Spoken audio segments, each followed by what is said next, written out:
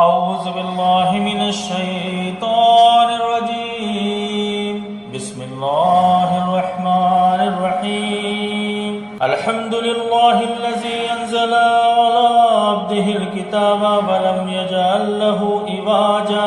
تعریف اللہ رب العزت کے لیے ہے جس نے اپنے بندے پر یہ کتاب اتاری اور اس میں کوئی ٹیڑھ نہ رکھی۔ قیما لینذر باسا شدیدا من لدنہ ویبشر المؤمنین الذین یعملون الصالحات ان لہم اجرا حسنا۔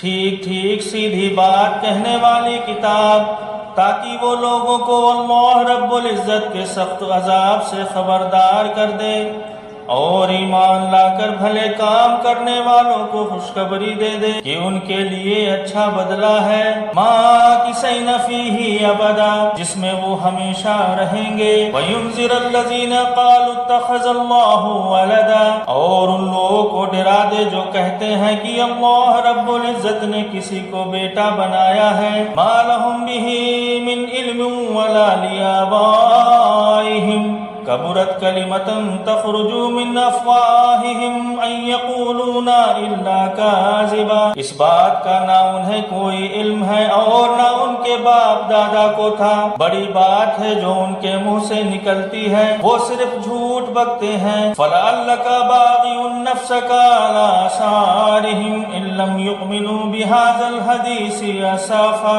اچھا تو اے نبی صلی اللہ علیہ وآلہ وسلم، شاید تم ان کے پیچھے غم کے مارے اپنی جان کھو دینے والے ہو اگر یہ اس تعلیم پر ایمان نہ لائے۔ انا جعلنا ما علی الارض زینۃ لہا لنبلوہم ایہم احسن عملا۔ سچ تو یہ ہے کہ یہ جو کچھ ساز و سامان زمین پر ہے اسے ہم نے زمین کی زینت بنایا ہے تاکہ ان لوگوں کو آزمائے کہ ان میں سے کون بہتر عمل کرنے والا ہے۔ وَإِنَّا لَجَاعِلُونَ مَا عَلَيْهَا صَعِيدًا جُرُوزًا۔ آخر کار اس سب کو ہمیں ایک جٹیل میدان بنا دینے والے ہیں۔ ام حسبت ان اصحاب الکہف والرقیم کانوا من آیاتنا عجبا۔